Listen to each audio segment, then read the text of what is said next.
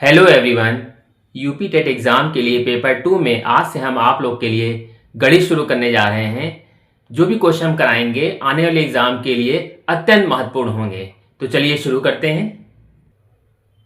पहला प्रश्न देखते हैं, बहुत ही इंपॉर्टेंट क्वेश्चन है, ध्यान से देखिए। 3 अशून्य वास्तविक संख्याओं a b c के लिए यदि a/2 equal to b/3 equal to c/4 equal to 2a-3b plus 5c/k हो तो x का मान ज्ञात करें। देखिए ये चीज दी हुई है और इसमें जो कहा जा रहा है ये सब आपस में बराबर हैं, हो तो x का मान ज्ञात करें। देखिए क्योंकि ये पेपर 2 है और इसमें जो क्वेश्चन का स्टैंडर्ड होगा वो थोड़ा सा हाई होगा। जो प्राइमरी का जो पेपर आता है उससे थोड़ा सा इसका लेवल हाई रहता है, लेकिन क्वेश्चन आपको समझ में सारे आएंगे। आप इसको पढ़िए, बार बार प्रैक्टिस करिए तो आप निश्चित लगा लेंगे एग्जाम में। ठीक है, तो कैसे करेंगे इसमें, हम सबसे पहली चीज तो ये देखते हैं कि ये सब बराबर है तो हम इन सबको मानेंगे कुछ। a/2 equal to b/3 equal to c/4 equal to 2a-3b plus 5c/k। हम इन तीनों चारों जो बराबर दिए इनको भी कुछ मान लेते हैं। यहां लिखेंगे माना, क्या माना, कुछ भी मान लेते हैं। x मान लीजिए, y मान लीजिए, जो ऐसी चीज मानिए जो इसमें ना हो। a b c तो नहीं मानेंगे और k भी नहीं मान सकते हैं। ठीक है, तो हम x मान लें या y मान लें या n मान लें, तो जो भी आपको अच्छा लग रहा है। हमको जैसे मान लेते हैं x हमने मान लिया, ठीक है, तो ये इसके s के बराबर लिखेंगे। a/2 equal to x। तो अगर हम एक नीचे लेके क्रॉस मल्टीप्लाई करेंगे तो a की वैल्यू क्या आ जाएगी, 2x।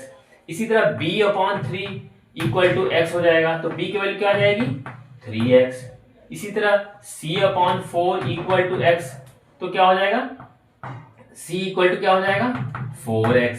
ये हमने a b c तीनों के वैल्यू निकाल ली।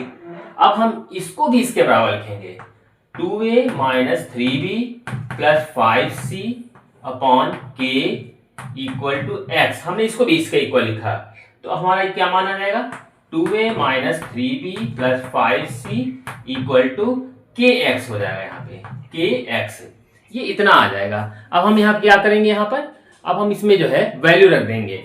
a का मान कितना है, 2x है, तो 2 into 2x minus 3 into b का मान कितना है, 3x plus 5 into 4x equal to ये हो जाएगा kx। तो यहां मल्टीप्लाई करेंगे, 2 दूनी 4x, 3 3 9x और 5 चौके 20x इक्वल टू kx। ठीक, इतना हो गया ये। अब यहां पर हम एक काम कर सकते हैं, यहां पर क्या कर सकते हैं, अब आगे देखते हैं। इसके बाद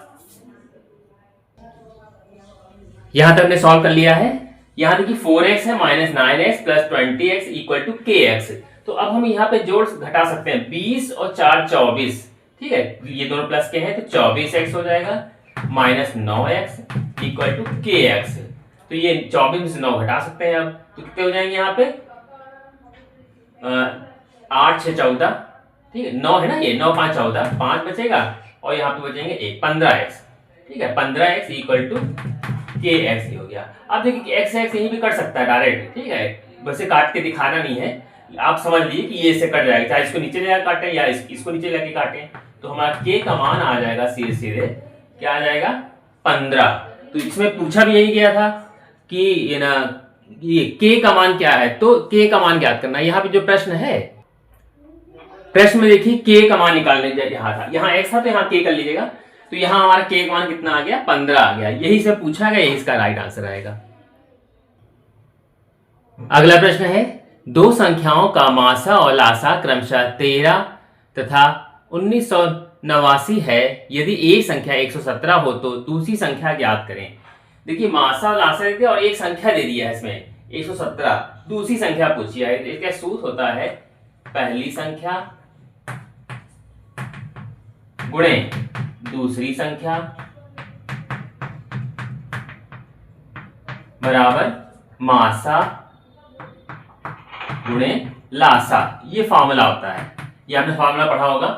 तो पहली संख्या कितनी है, यहाँ पे एक संख्या नहीं 117, दूसरी संख्या में पता नहीं है, दूसरी संख्या कुछ मान लिया, दूसरी संख्या ही लिखते हैं सीधे सीधे।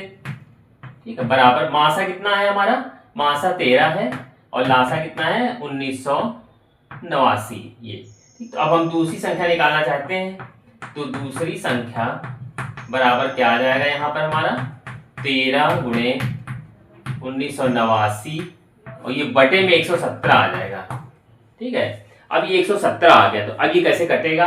13 का पहाड़ा यहाँ पढ़ेंगे तो 13 9 117 होता है। 9 बार आ गया। 9 से अब हम इसको काटेंगे, या भाग कर लिए या काट लिए।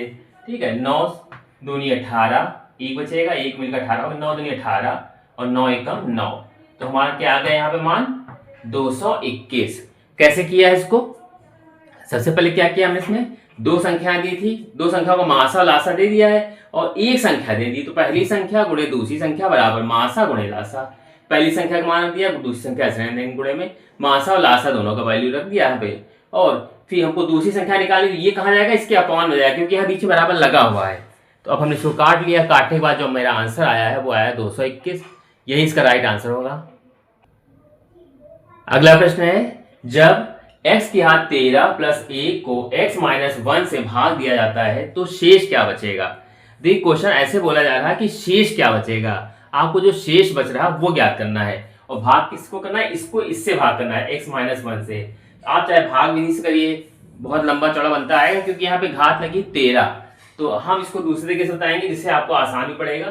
तो हमने यहाँ पे जो है x माइनस 1 जो है हमने इसको 0 बराबर कर लिया, x माइनस 1 बराबर 0, तो x बराबर क्या हो जाएगा 1 रखने पर, x बराबर 1 रखने पर कहाँ रखेंगे? इसमें रखेंगे। x की घात 13 है प्लस 1, तो यहाँ पे हम 1 रख देंगे और इसकी घात 13 लगा देंगे प्लस 1।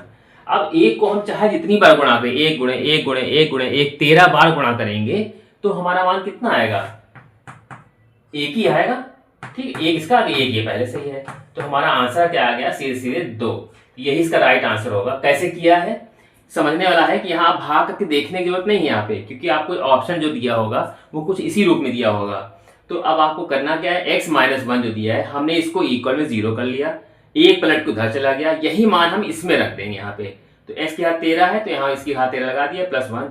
अब हम 1 गुणे 1 गुणे 1 ऐसे ऐसे करते हैं, 1 इंटू 1 इंटू 1, तो एक कम एक ऐसे करते हैं, एक ही आएगा। तो कितनी भी घात यहाँ पे क्यों ना हो, यहाँ पर प्लस में अगर है तो सेम यही है, एक है तो एक ही रहेगा यहाँ पे। अब ये नहीं कि एक यहाँ 13 कर दें तो गलत हो जाएगा, यहाँ एक है तो एक को 13 बार गुणा करेंगे तो एक ही आएगा, प्लस 1 पहले से ही है। तो सीधे हमारा क्या आ गया आंसर? 2 आ गया मेरा, यही इसका राइट आंसर होगा।